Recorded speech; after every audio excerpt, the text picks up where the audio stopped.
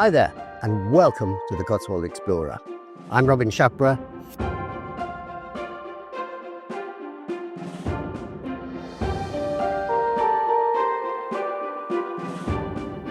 And Ross and I are walking the Cotswold Way in aid of sepsis research.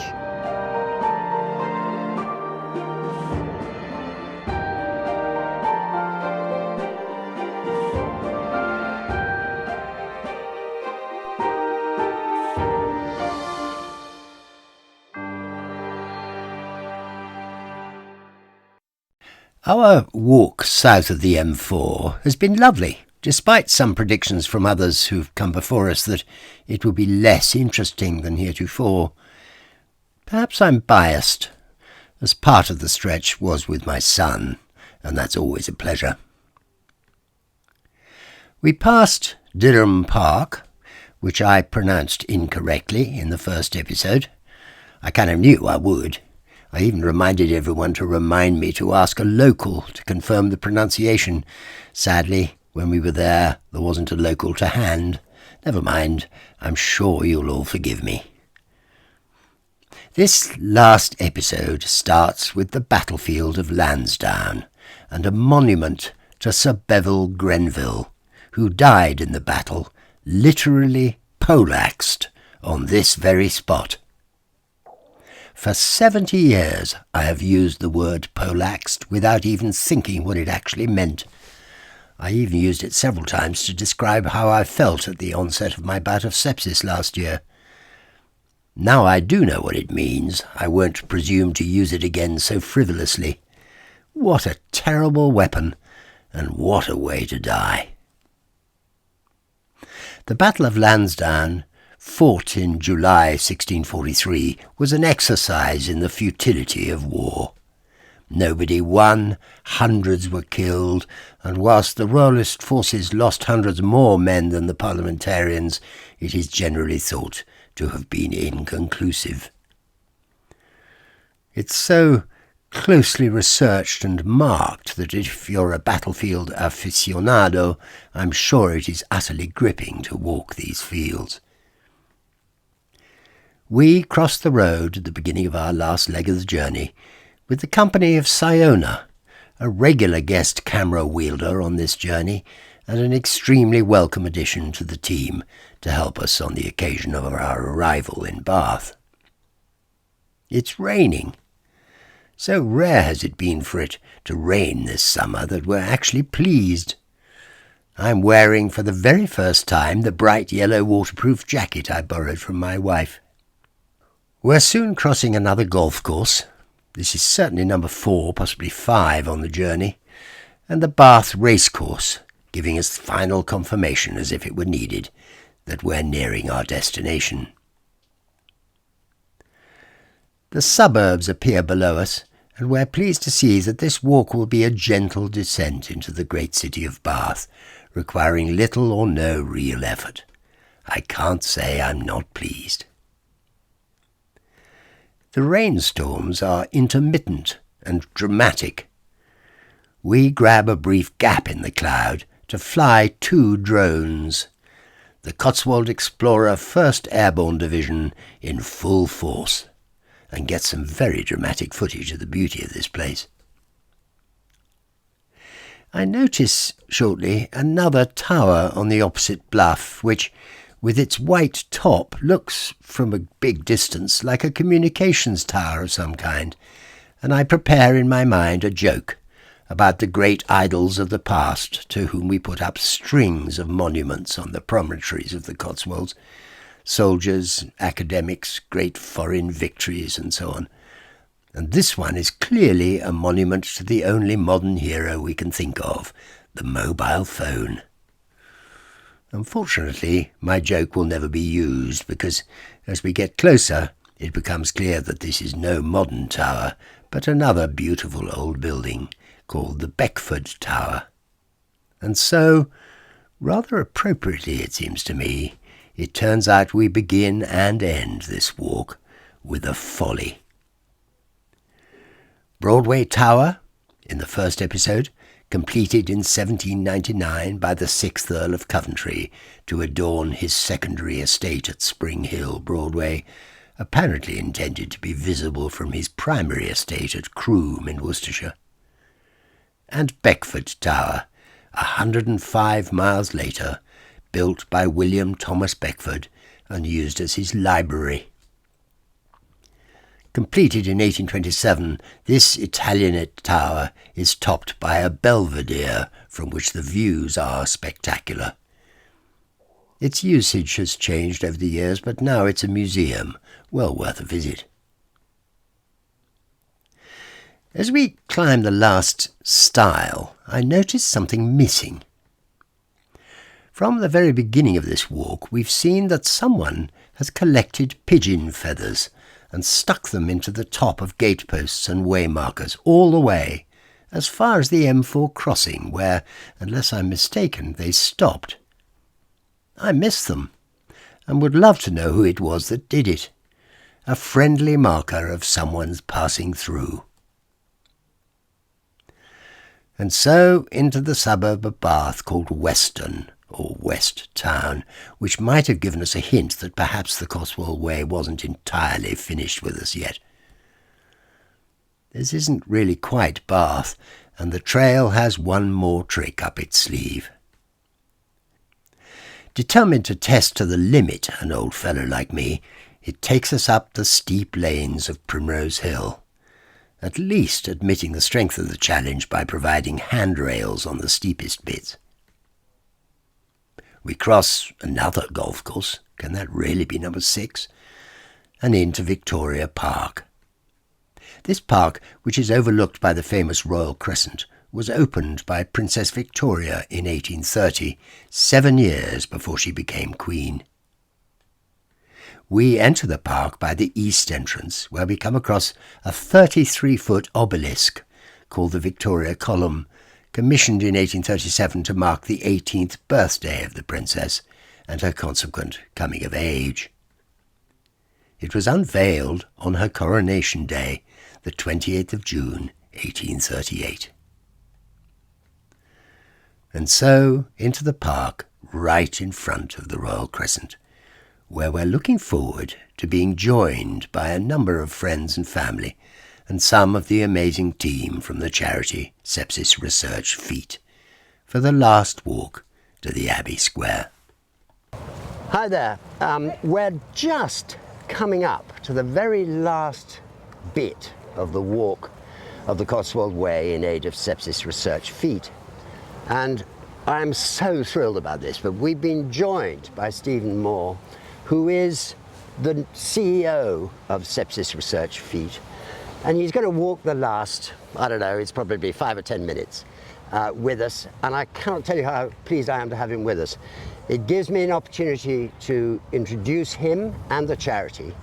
And so, Stephen, thank you for joining us. It's really very kind of you. It's my pleasure, and on behalf of all the team, Abby and all the founders and the trustees, great pleasure to be with you. It's an honour to have experienced this with you, Robin, and you are creating something for everybody. So well, you're very kind. Your kind words. It's nice of you to say so. Oh, hello. There's my phone going off. I'm going to have to just ignore this. I'm sorry. We'll wait a second while that finishes. It's ringing loudly in here. We don't need to worry about it. We can take it out later. So, Stephen, what I'd like to do, if I may, is to ask you to describe the charity itself, a little bit about its history, so that our viewers can know what it is we're actually working towards. Yeah, of course.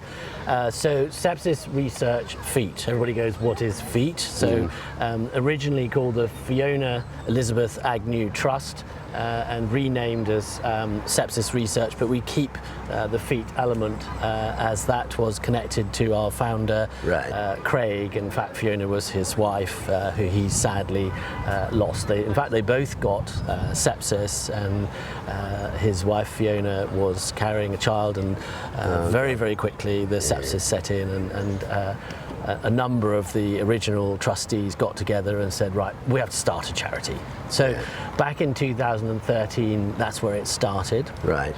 And they did a great job to build up what was essentially a Scottish charity, and it's registered as a SCIO, which is part of the Scottish Charities, but then realised that sepsis is not a Scottish problem only. It's very much global. 49 million people globally annually suffer from sepsis, and, wow. and 11 million deaths. Yeah, so and sadly it's a big problem. So the charity took on Colin, our CEO, in 2018, and a number of the members who you've seen, Abby and Jill and Alison and Pam, all, without whom none of this would work. They're the powerhouse of it all. Of course. And most recently, I think we've needed to get to scale. There's a differentiation in understanding and awareness between perhaps cancer charities, where everybody's aware of the different types of the different types of cancer, and sepsis is sort of misunderstood. Yeah. An example of that is that you can get sepsis through bacteria, through fungi, and also through viral infection, and so it's a quite broad spectrum of cause, and the symptoms are often overlooked, and it's not triaged either in the primary care, so at the doctor, or secondary in A&E, because you don't have the specialist help there at the right moment, and so there's this time lag.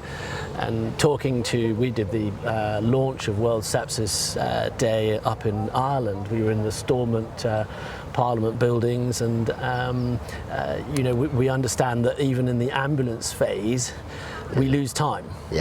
So we've got to address all these elements. Now, behind all of this, there isn't enough understanding from a science point of view. So we are called Research. There are other charities that are connected to sepsis.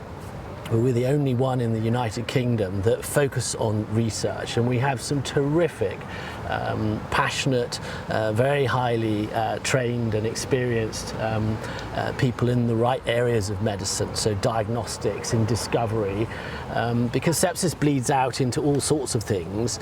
For example, types of cancer, and the use of chemotherapy, it can suppress immune systems and so on. It's closely linked with antimicrobial resistance, something that I have quite a bit of experience with, and we really need to get what causes, why do we have sepsis as a condition, how would we stop it? The charitable aim and vision is, let's stop sepsis. Now, obviously we want to stop all the preventable deaths, but if we could understand what is the journey to sepsis, and then perhaps we use predictive technology in the future, there's signatures available, genomics and proteomics technology, all of this comes in.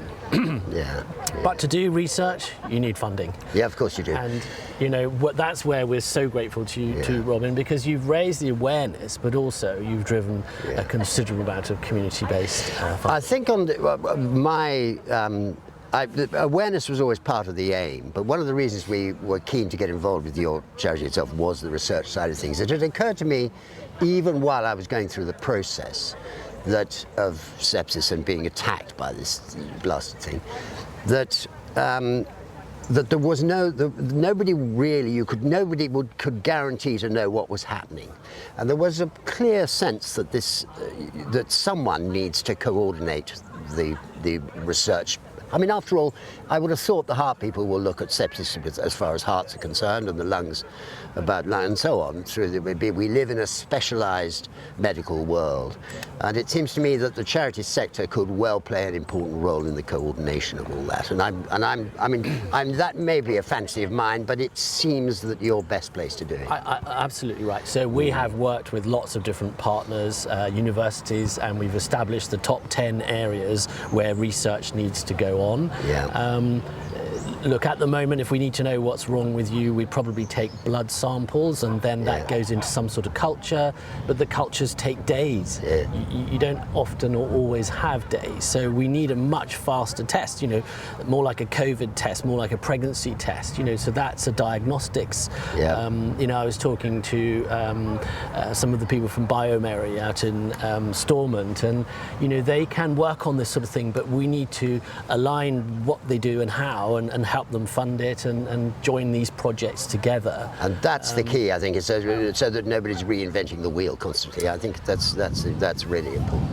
Science often works in silos, and I think one of the charity's roles is to sort of head up, well, what is the research that's going on in sepsis, and how does that intersect with other illnesses, be it heart or types of cancer? Well, I'm extremely glad to hear you say that, because it's exactly how I saw the whole thing from the beginning, and it came out clear while I was going through it, as I said. Stephen, we won't talk for very much longer. It's been such a pleasure to meet you. We want to try and walk into the Abbey Square as the clocks strike 12, because it's such a spectacular thing. The Abbey Tower has a 10-bell peal, and it would be wonderful if we could get that to ring, but we won't, so we won't look at that Want me to go and pull a another rope, time. It would be good for us, wouldn't it, to try and do that. But thank you for your help, and we'll go on keeping close tabs on your progress and things, and we'll see how it goes in the future. I mean, Robin, just very, very quickly, my appointment is because the charity needs to scale in line with the size of the problem. Yes, and correct. so my background is scaling and hyperscaling. It's my first charitable one, but I'm really looking forward to it, and I'd like to be part of something that delivers a legacy. You're a beacon to others. You're an extraordinary man. Very, very grateful. Thank you for doing this. Thank you for doing it with us. And the message is phenomenal to others, and you give them hope. So, well, you're very kind. Thank you very much. Gizmo's getting impatient, so dear old times. Gizmo always wants to be in the camera. That's the key. It's a pleasure. But it's been lovely, and thank you for your kind words. And Ross and I will we'll keep on top of it in future. Thank you. It's nice to see you. Thank you. Let's go and walk this last piece. Oh, by the way, I ought to mention, ladies and gentlemen, just to bear in mind that Bath doesn't always look like this. The Crescent is, of course, one of the most famous and wonderful buildings in the world, but usually people are dressed in normal clothes. We've arrived on the greatest day in Bath. It's Jane Austen Day, and everybody's dressed in wonderful clothes. Makes me even more of a beacon. Let's go.